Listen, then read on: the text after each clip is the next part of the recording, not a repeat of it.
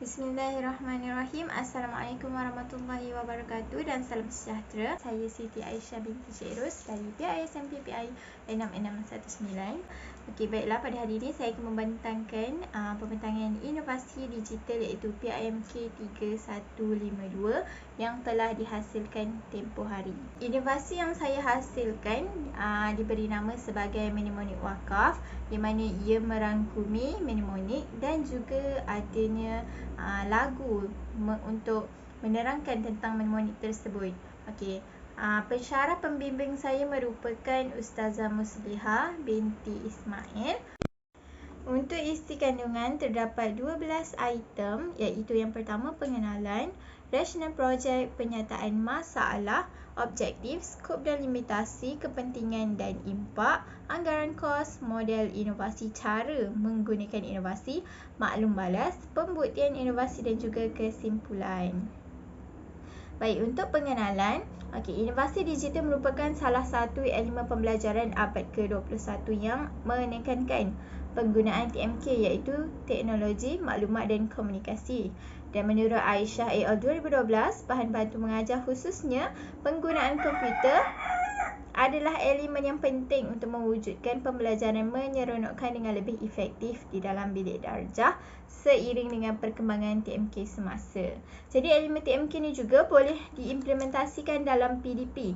Okey, sebagai contohnya dalam bidang Al-Quran iaitu bidang tajwid, tanda wakaf, menurut Daud, Sa'ad dan Hussein, seperti dalam petikan Raja Nur Izzuddin 2019 telah menyatakan ilmu tajwid memainkan peranan yang sangat penting dalam pembelajaran Al-Quran. Rasional mengapa inovasi ini dihasilkan adalah yang pertama untuk membantu pelajar mengingat tanda-tanda wakaf dengan lebih mudah melalui mnemonik wakaf, khususnya bentuk-bentuk tanda wakaf tersebut. Yang kedua, memudahkan pelajar untuk membezakan bentuk-bentuk tanda wakaf yang pelbagai dengan bantuan mnemonik, lagu dan juga animasi yang lebih menarik, berwarna-warni serta dapat merangsang minda. Dan ini terdapat kajian literature yang menyokong lagi rasional project ini, di mana Kartika Asmarani 2013 menyatakan bahawa inovasi mnemonik yang dihasilkan ini memiliki hubungan yang erat dengan kemampuan mengingat kerana ia berjalan sesuai dengan pemikiran. Okey, menurut Chang Zhu dan Watt 2018 pula mengatakan bahawa penggunaan warna telah terbukti memainkan peranan dalam merangsang emosi yang berlainan dan menarik perhatian murid. Jadi, malah warna-warna tertentu dapat memberikan kesan kepada ingatan terhadap sesuatu yang kita telah lihat ataupun dipelajari. Di samping, warna ini dapat memudahkan untuk mengingat semula sesuatu, sama ada ingatan itu disimpan dalam short term memory ataupun long term memory. Dan kenyataan ini sejajar dengan pendapat Zulkifli Mustafar 2013 pula yang mempercayai bahawa warna adalah pengalaman visual manusia yang paling penting. Okey, jadi kita teruskan kepada pernyataan masalah. Apakah masalah utama yang dikenal pasti dan seterusnya membuatkan saya menghasilkan inovasi ini. Okey, pernyataan masalah yang pertama adalah murid menghadapi kesukaran dalam mengenal pasti dan menghafal bentuk tanda-tanda wakaf dengan baik. Itu adalah masalah utama yang saya perhatikan. Okey, iaitu bentuk, contohnya bentuk jim, mim, bentuk tanda wakaf titik tiga. Okey, yang kedua, pernyataan masalahnya adalah murid sukar untuk mengenal pasti dan menghafal nama setiap tanda wakaf beserta fungsinya. Sebagai contoh, kalau tanda wakaf berbentuk jim, itu adalah wakaf jaiz, dan fungsinya apa? Harus berhenti, harus teruskan bacaan. Okey. Dan kajian literature yang menyokong pernyataan masalah ini ialah yang pertama daripada kajian Baharudin 2012 mengatakan bahawa ini dipetik daripada satu jurnal berkaitan tentang penguasaan pembelajaran ilmu tajwid. Dalam kajian pengkaji dikatakan bahawa cara pengajaran pendidik di pusat pengajian memberi hasil yang baik apabila pendidiknya mengaplikasikan cara pengajaran ilmu tajwid dengan betul sekaligus sesuai dengan pelajar tersebut. Ini menunjukkan bahawa cara pendidik itu mengajar mempengaruhi pengalaman belajar murid. Okey. Menurut Imam Jalaluddin As-Sayuti pula, seperti petikan dalam Arif Yulianto 2020 mengatakan bahawa apabila seseorang membaca Al-Quran, qari itu tidak dapat membaca surah dalam satu nafas dan qari juga tidak dibenarkan memisahkan dua ayat yang berkaitan untuk mengambil nafas. Jadi, qari haruslah berhenti dan membacanya semula pada tempat yang betul.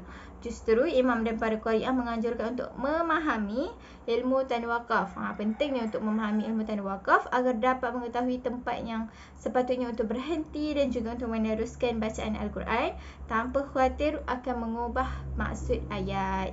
Okey, seterusnya Muhammad Syafi'i, Muhammad Naurozi dan rakan-rakannya mengatakan bahawa kajian mendapati faktor utama untuk masalah kemahiran dalam wakaf dan ibtidak ni berada dalam kalangan imam-imam masjid di Selangor ni berpunca daripada kurangnya ilmu dalam memahami wakaf dan ibtidak. Jadi masalah ni wajarlah dibendung dari bangku sekolah lagi. Sebab itulah inovasi ni dihasilkan.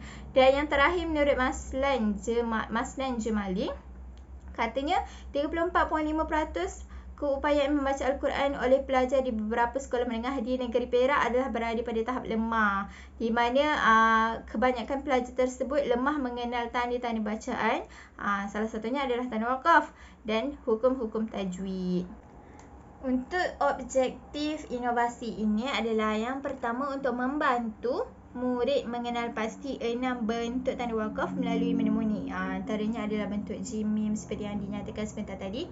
Yang kedua, membantu murid mengenal pasti fungsi tanda wakaf melalui lagu mnemonik. Okey, so inovasi yang dihasilkan ni ada dua. Yang pertama mnemonik, yang kedua adalah lagu kepada mnemonik tersebut. Kiranya penerangan kepada mnemonik yang dihasilkan. Dan penerangan tersebut mempunyai fungsi-fungsi mnemonik yang dihasilkan. Untuk skop dan limitasi, inovasi ini dihasilkan khusus kepada murid-murid tahun 4 dan boleh juga digunakan untuk guru pendidikan Islam yang mengajar tajuk tanda wakaf khususnya tahun 4. Baiklah, kepentingan dan juga impak inovasi ini adalah yang pertama dapat membantu murid-murid mengenal pasti 6 bentuk tanda wakaf dan juga fungsinya. Yang kedua, dapat membantu murid mengingat bentuk-bentuk tanda wakaf menggunakan mnemonik dan juga lagu. Dan yang terakhir adalah proses PDP akan menjadi lebih seronok. Impaknya adalah yang pertama, murid mendapat gambaran jelas mengenai bentuk dan juga fungsi tanda wakaf. Yang kedua, pengajaran akan lebih berkesan di mana murid akan menjadi mudah untuk ingat dan sekaligus mereka akan hafal bentuk-bentuk tanda wakaf, nama tanda wakaf beserta dengan fungsinya. Okey. Bagi anggaran kos, inovasi ini dihasilkan. Yang pertama adalah kos internet lah yang pasti, iaitu sebanyak RM38. Yang kedua, saya menggunakan PowerPoint, Canva, VN, Voice Changer dan juga CapCut, di mana aplikasi software ini tidak mengenakan apa-apa bayaran. Oleh itu, jumlah kos yang digunakan adalah sebanyak RM38 sahaja. Untuk model inovasi, model yang digunakan adalah model proses kreatif terarah, di mana terdapat 4 fasa dalam model ini, iaitu persediaan, imajinasi, fasa perkembangan dan juga fasa tindakan. Untuk fasa persediaan, saya perlu membuat pemerhatian aktif untuk mengumpul maklumat terlebih dahulu, sebagai contoh mengenal pasti masalah dan sebagainya. Yang seterusnya, fasa imajinasi, iaitu menghasilkan idea yang berkaitan dengan sesuatu perkara. Saya rangka dulu inovasi yang dihasilkan dan menggabungkan maklumat yang berasingan untuk menghasilkan dan memilih sesuatu, iaitu pilihlah inovasi yang nak dihasilkan ni. Okey, untuk fasa perkembangan, membuat penambahbaikan untuk mengembangkan atau memperbagaikan sesuatu idea itu. Ini berdasarkan pembentangan proposal tempoh hari, adanya maklum balas daripada rakan-rakan dan juga pensyarah. Dan ini membantu saya untuk membuat pertimbangan tentang sesuatu perkara. Yang terakhir adalah fasa tindakan, di mana ini kita menyampaikan dan mempersembahkan idea atau menghasilkan prototype. Dan ini adalah salah satu proses untuk kita jana idea dengan lebih kreatif. Terdapat 4 cara mudah untuk menggunakan inovasi ini. Yang pertama, murid-murid ataupun guru boleh mengimbas QR code ataupun mengakses kepada link yang telah disediakan, seperti dalam slide di sebelah. Okay, yang kedua, baca manual pengguna yang terdapat di dalam slide dan terus menggunakannya. Yang ketiga, mengikut arahan yang telah disediakan, sebab kita ada sediakan manual pengguna. Dan yang keempat, jawab kuis pengukuhan yang telah disediakan. Okey, sekarang saya akan tunjukkan bagaimana untuk menggunakan inovasi yang telah dihasilkan. Okey, yang pertama, Boleh tengok. Murid akan tekan start lah. Dan dia akan bawa kepada manual pengguna. Okey, jadi setelah itu murid boleh teruskan dengan menekan butang seterusnya. So, pada slide ini murid boleh pilih untuk tengok apa yang dia inginkan. Murid ataupun guru lah kan, semasa guru mengajar. Okey, yang pertama kisah Jimmy Mimi, Menemukan Tan Wakaf dan beberapa lagi. Okey, so contohnya saya tekan kisah Jimmy dan Mimi. Okey, so kita teruskan dengan tekan butang seperti arahan.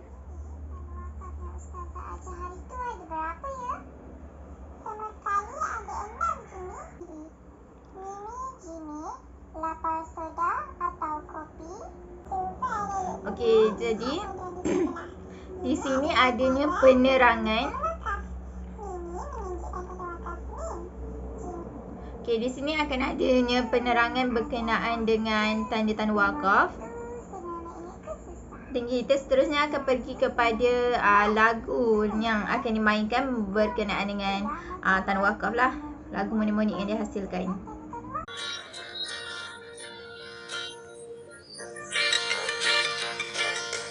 Wakaf lazim, wakaf lazim, wakaf lazim. Wakaf lazim, mesti berhenti. Jim wakaf jaiz, wakaf jaiz, wakaf jaiz. Jim wakaf jaiz, harus keduanya. Lapala wakaf kobi, wakaf kobi, wakaf kobi. Lapala wakaf kobi, jangan berhenti. Kopi kof wakaf kafi, wakaf kafi, wakaf kafi. Kopi kof wakaf kafi, bagus berhenti. Atau 3 titik mu'anako, mu'anako, mu'anako. Atau 3 titik mu'anako, pilih berhenti.